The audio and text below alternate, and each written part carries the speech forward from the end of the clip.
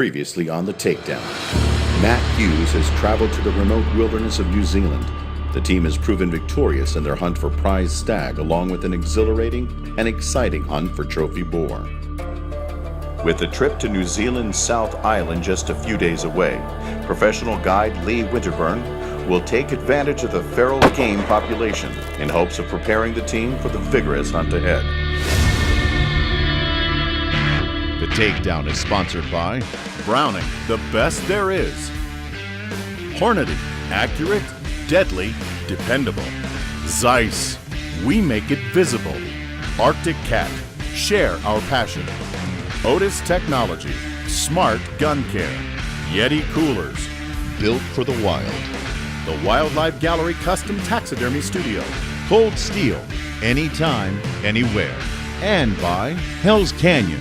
See you there.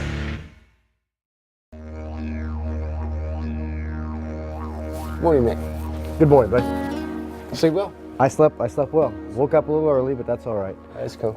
It's rainy out here a little bit, and it's chillier. It's chillier, yeah. And that could set the stags off, and they could go into rut. I don't think we get too awful far away from the lodge here, but I mean, what's the worst case scenario? Have you had? I know we're on steep cliffs, could get slick. I mean, what's the worst thing that's really happened out here? We just got to look out for landslides. Make sure. Just a landslide. Just a landslide. And then we got the volcano over there. Yeah. Don't worry. And then the volcano can erupt any second. You really came at a bad time of the year. But we just got to be really conscientious about where we're walking, because there's little holes in the ground, like little tomos, slippery surface, especially with the long grass. You follow my lead, you can just roll right into me, so I'll break the fall. Yeah, I'm good at that. Okay. So now it's starting to clear up. We can probably roll on out of here, Matt, and we'll see what we can see. Sounds good. You never know what may pop out and what we may pop. At first, I didn't know what to think of Lee, but the more I was around him, the more I got to listen to him and talk to him, I really kind of started to like the guy. He strikes me as a pretty genuine person. Matt Hughes is coming, and my reactions are get on YouTube and watch his fights, and find out his weaknesses. Lee's was born and raised in this area, so he knows what's going on. He obviously knows the stags. I really wanted to show him a different diversity of the area. Hey, we've seen those black those things there, and they're always marked with tape. What are they? Those stations contain potassium cyanide, which is in a pellet form, and it's mixed in with a pre-feed. Possums go up and they eat one, and within 45 seconds they're pretty much dead. You've got so many nuisance possums around here that you bait them. Yeah, we bait them, and it's part of pest control, New Zealand health and safety. Good for the environment, for the trees, because possums do a lot of damage. There's enough employment in New Zealand to kill possums for 400 years. Really? Yeah, it's been studied by a university in Southland. When Lee started talking, I really paid attention. Generally, if he opens his mouth, it's something worth hearing. It is said that of all the landscapes in the world, none are more beautiful and bountiful than the green lands of New Zealand. The animals of New Zealand have a particularly interesting history because, before the arrival of the Maori, less than 900 years ago, the island was mostly free of mammals, except those that could swim there, leading to an overwhelming population of feral game. Feral goats in New Zealand are a problem, so we need to eradicate them as many as we can. There's no predators in New Zealand, so we have to take care of these guys. There's no balance. It's a lot of fun doing that, and it can get pretty exciting. Here's some goats, Matt. Take a shot at him? Yeah, let's go. Yeah. Go down? Nailed him, buddy. Now Matt's starting to relax. His trigger finger's like relaxing. Saw a goat at 342. We took a pop at him. One shot, he went down. But I've got good equipment, so that should not be too terribly hard with what I'm using here. It'd be a quick talk if we were going to chat about predators, because they really don't have any. No snakes, no alligators. There's really nothing. but they've got all types of animals here. They got trophy fallow, they've got pharaoh goats, they've got trophy sheep, pharaoh sheep, hogs, possums. There's a lot to shoot here. And there's actually a lot that needs to be shot here.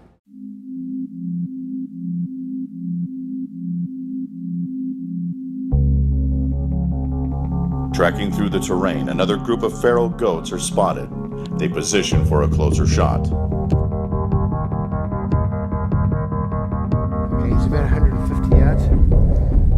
Good to go, mate.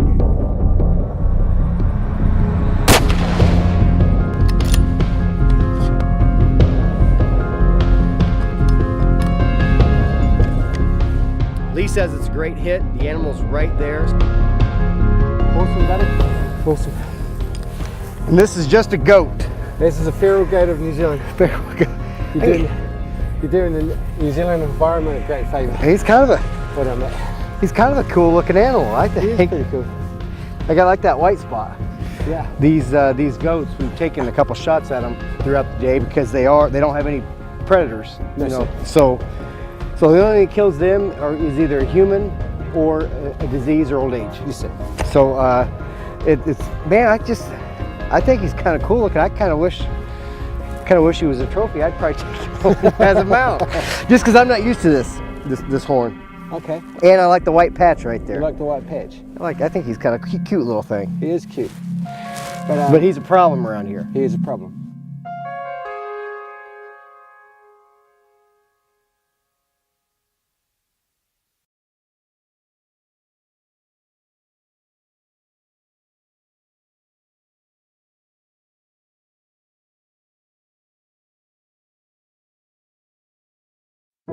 Matt Hughes, a professional guide Lee Winterburn, are scoping the landscape for feral game. The non-existence of natural predators make eradicating the problem species a nearly daily task. So we get back to the buggy. We don't want to get caught out there at dark, and all of a sudden Lee's got a surprise for us. Hey, Matt, sun's gone down. Time to eradicate some possums. So we're going to do some possum hunting, and I've heard they're a huge pest over here, bad pest over here. So we're going to go out and do some spotting, looking for possum.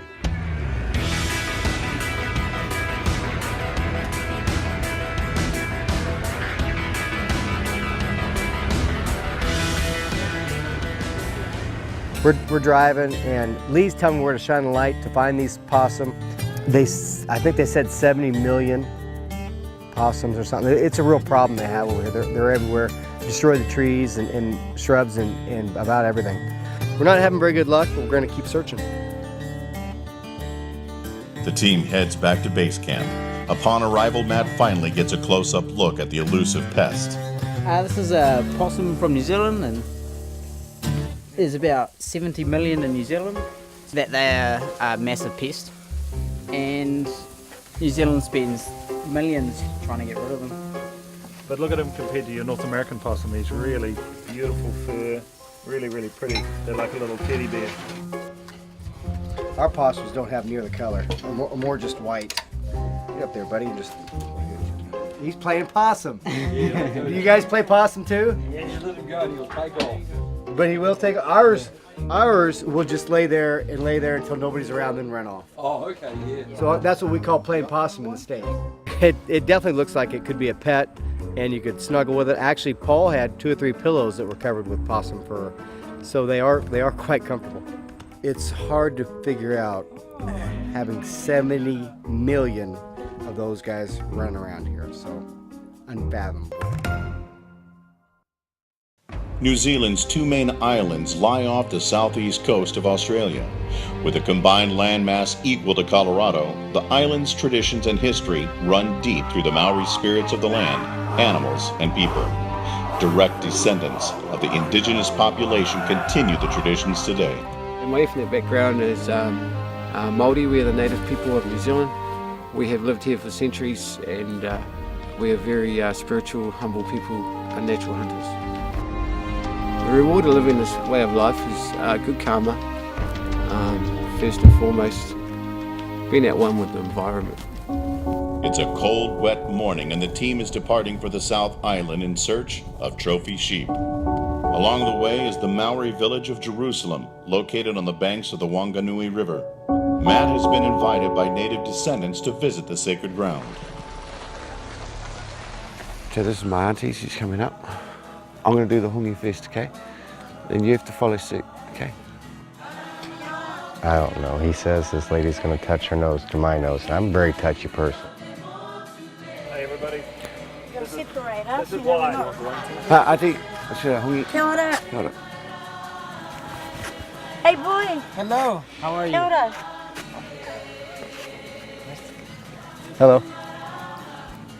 Is this the famous man? Yes. Oh, hi. I'm famous. This is Shake your hand. Shall I hang you the camera? Kia ora. Welcome. Should we go around the front? Yeah.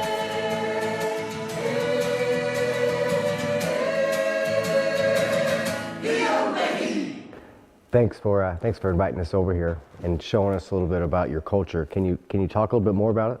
Yes, I've grown up here all my life. I'm 58 years old, and being brought up here as Māori, it sort of has inspired me to become a guardian of these areas. And one of the guardianships I do here, and being raised and taught, is how to look after our lands, our rivers. One of the main things that we do here is looking after the environment, pulling out rubbish in the river. We've pulled out cars, fridges and freezers, all things that do not belong to Māori. So, Well, it's very pretty here, and I commend you on what you do, because wildlife conservation and just conserving this pretty land you've got is very, very important. Right off the bat, I've got to ask, can you tell me what this means?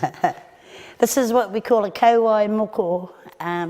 This kauai moko was actually given to me. I didn't put this of my own choice. It was given to me by my family, my elder sister. The very top of it represents the river, and the bottom of it represents the mountain, and that represents what we call the mōpōk, the owl, the night bird. So my tribe on my mum's side is Ngāti Ruru, the people of the night bird. So, and hence this is considered as our guardian, and I look after from the mountain to the sea, the river. So yeah, so that's what it means, it's my guardian. You know, Lee was describing his tattoo, and to me it just looks like a pretty piece of art, but to him he described everything, and it's funny how it's a very good looking tattoo, but yet it's all got meaning. So Yeah. I didn't realize that till I got here. Oh, okay then, yeah. I didn't want it on my face knowing it's going to be there for the rest of my life, but I just realised that I don't have to look in the mirror every day, you see. So I'm quite proud to wear it. Well, thank you for coming, Matt, and I'm very proud to have met you. Thanks for telling me about your culture, because it's very interesting to me. I can definitely see myself living in this region, for Wow. sure. So I enjoy it. I've got a granddaughter. And I've got a wife. Oh, well. In New Zealand, you can have more than one. Love hearing about people's culture. These guys are proud of their heritage, and I like that. I really like people who are proud of who they are, and they actually wear it in their face.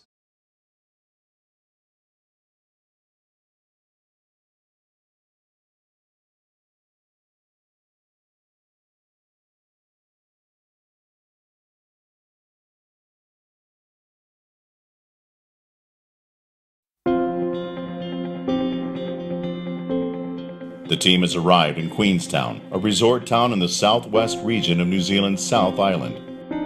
We're at the airport. I think we flew 2 hours south, and it looks different.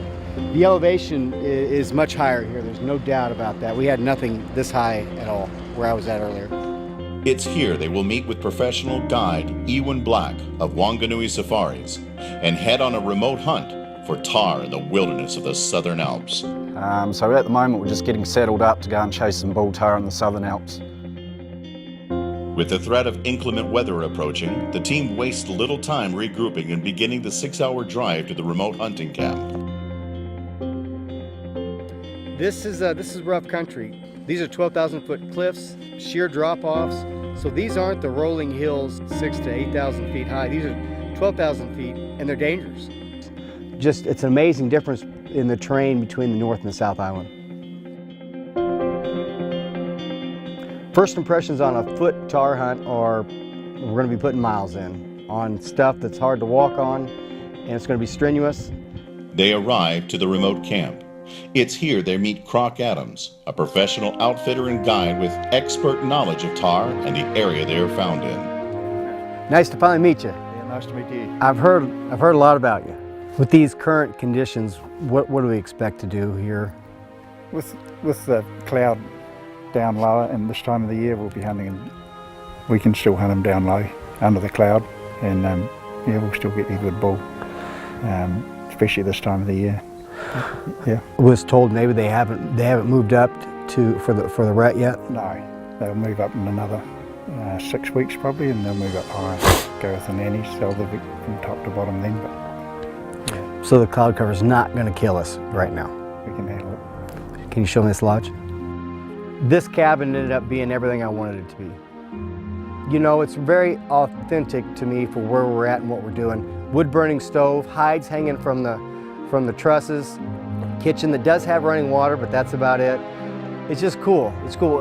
Definitely a step back in time for me, and I like it. You know, I'm actually pretty worried about this hunt. We've jam-packed everything into the schedule.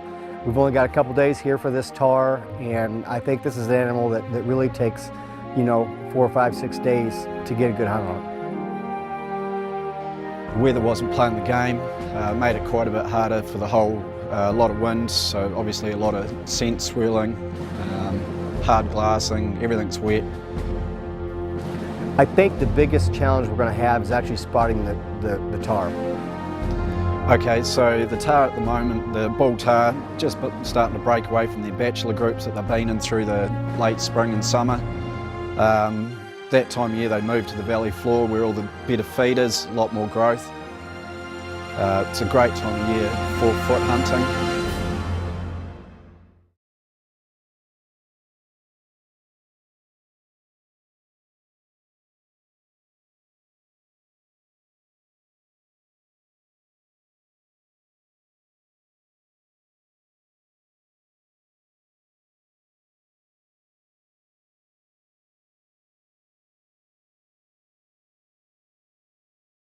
This segment is presented by Cold Steel. Matt is in the remote wilderness of New Zealand's South Island in search of a trophy bull tar. Okay, so we're just going to carry on up into where this creek flows out to the main valley. The bulls this time of year are really only around for an hour or so after daylight, but they'll be close to these bush fringes, so we'll head up into there and have a bit of a look around. Hopefully there's something still feeding on these open faces before they head. We checked a couple spots, didn't see much. We're actually covering a lot of area today, trying to find what we can that's low beneath the ceiling. With the weather not improving, professional guide Ewan Black suggests glassing one last spot before heading back to camp. Okay, so we're just going to start heading up out of the creek bed now into these bluffs. We'll sidle through the bluffs and try and get above this bush line and just see there may still be some animals feeding above the bush line. Suddenly, tar bull are spotted just a few hundred yards away, feeding just below the cloud line. We've spotted a couple goats here, and we're gonna take a walk now. We've seen 4 in all, so we'll get around. We'll skirt around, come up over a ridge, and hopefully they won't see us. We've got good wind, so I'm not worried about wind. We've got 3 or 4 tar up there. We're gonna make a move on some brush, get closer, and actually find out which one we want, if we have one up there that's a shooter. Those ones there are at 280 yards, so we might just go back in here and sneak out and try and, we can't go right to the edge of that clearing though, because obviously the brush will block your shot. So we'll just go in here and see a little bit closer. Yui looks at it, says it's a good tar, but there's better here.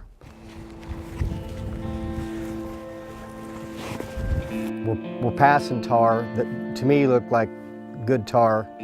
I'm starting to worry. You know, it's one of those things to where, am I going to go home with a bunch of close encounters and not take a trophy home? The weather we thought was going to break for us, it's not going to break. We've got 2 or 3 hours left in the evening, and I don't know what's going to happen. And all of a sudden, out pops a tar, and Yui says, that's our guy.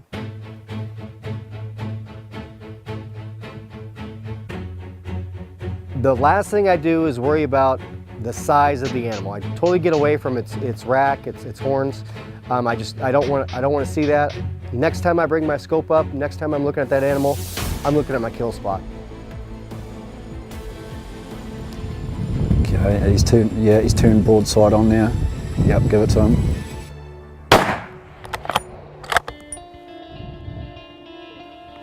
Give him another one. Here's the one on the right hand side.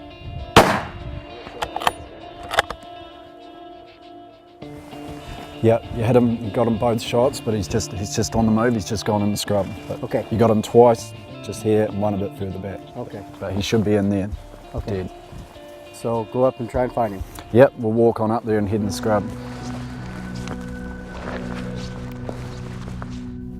Pretty proud, no doubt, but my first close hand look at a tar, so it was a lot of studying on my part as well. Pretty happy to find this guy. I shot from 250 yards, high wind gusts, and I don't know that 250 yards is going to do much to my bullet, but it was sure pushing me around on the sticks.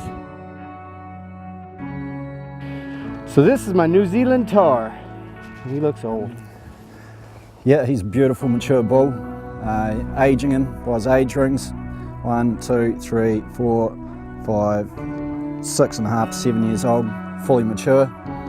You can see he's a bit wet and bedraggled, but he's got a cape running the full length of his body, so that's another good sign of a good mature bull, right through to here. Nice big ginger hocks on him as well. As they get older, they start getting a little more ginger colour through them. He hasn't quite started rutting yet, but wouldn't be far away. But yeah, beautiful bull. He'll be 12 inches. Beautiful trophy. What you see on camera with Matt is what he's like in person as well. It's not like a job. When you've got someone like that, it's more like you're hunting with a friend. It makes everyone's job a lot more enjoyable. I tell you, it's been fun. I met some good friends, seen some terrain that I haven't ever seen before, done some things I've never done before, so I'm pleased. This area, this terrain, these people are exactly who I want to be around.